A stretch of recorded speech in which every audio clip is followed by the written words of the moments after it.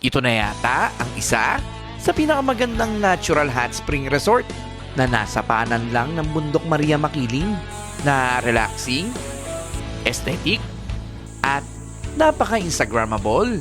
At napakarami pa nga nila dito mga swimming pools. At nag-offer pa nga sila dito ng day tour. At alam mo ba na maraming benefits ang natural hot spring gaya ng relieves muscle and joint pain, reduce stress, improves blood circulation, at marami pa itong magandang benefits. At bukod pa nga sa napakalawak nitong area, ay napakarami nga din pwede mong gawin dito gaya ng massage and spa treatment, magbanding habang nagbibideo, okay? Manood ng live band habang kumakain ng mga nagsasarapan nilang pagkain. At ang isa pa nga sa binabalik-balikan ko dito ay ang kanilang Korean authentic foods. Kaya malimit itong dinadayo ng mga Koreano. At kung mag-overnight naman kayo, ay nakapromo lahat ng rooms nila ng 30% off. At bukod pa nga dyan, ay nag-offer din sila dito ng tour sa may Pagsanan Falls na kapag napuntahan mo, ay mapapawaw ka na lang talaga sa ganda. Kaya tara, samahan nyo kaming mag-relax at mag-unwind sa 88 Hot Spring Resort na matatagpuan sa Calamba, Laguna. Mula nga sa Bacoor ay bumiyahe lang kami ng halos 1 oras. Dumaan kami sa may South Expressway at nag-exit sa may Turbina. At dumiretso sa resort na pag-iistayan natin. Tapos, darating ka na sa place. So, welcome to 88 Hot Spring Resort of Barangay Bagong Kalsada, Calamba, Laguna. Nasa boundary nga lang sila ng Calamba at Los Baños.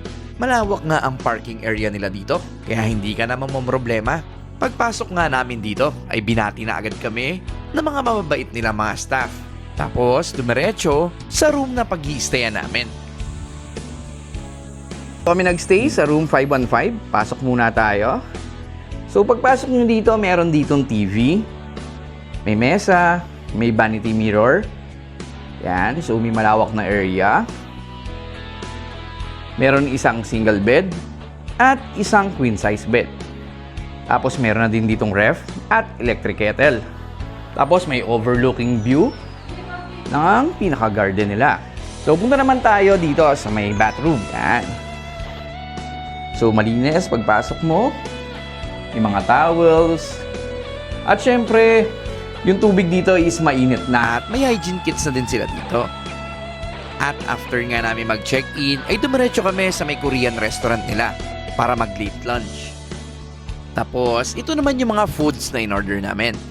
This is the ganitang special Korean bone soup, the kiramchim, steam egg, Korean steam egg.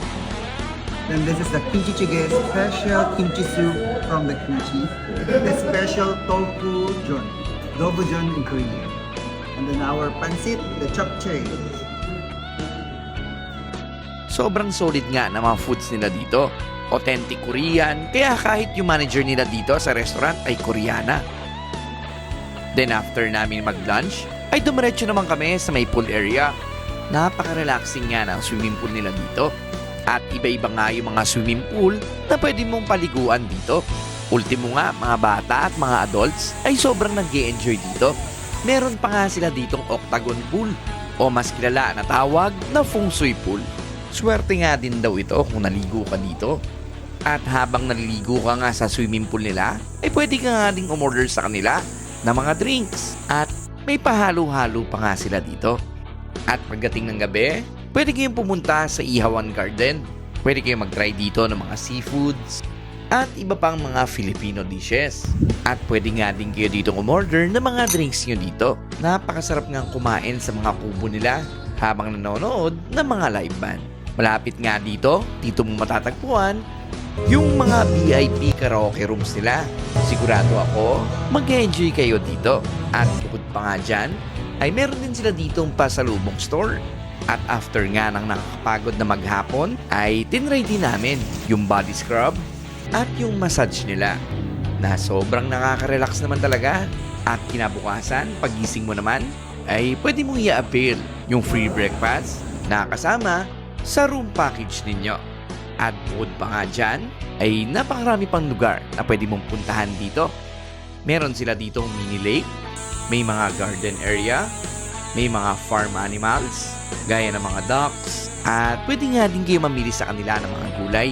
At ang nakakatuwa nga dito, ay pet-friendly nga din sila dito. At meron din sila dito ang pet hotel na pwede nyong iwanan ng inyong mga alaga. At bukod nga sa room na pinagstayan namin, ay napakarami pa nga nila dito mga rooms. Kayo na nga lang nga mamimili kung saan nyo gusto magstay. At naka-promo nga din sila ng up to 30% off hanggang ngayong end of July.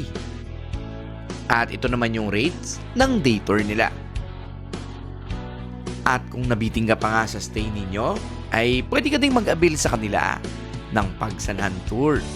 At madali nga lang din itong puntahan. I-type mo lang sa Waze or Google ang 88 Hot Spring Resort at dadaling ka rin to dito. Or kung mag-commute naman kayo, ay sumakay lang kayo ng bus papuntang Calamba. Then sumakay ng jeep papuntang Los Baños or ng Santa Cruz. At bumaba sa Arco ng Los Baños at andito ka na sa 88 Hot Spring Resort. So for bookings and inquiries, ay mag-message lang po kayo sa FB page ni 88 Hot Spring Resort. Ako nga pala ulit sila Kwatcherong Technician. Just follow us for more and God bless.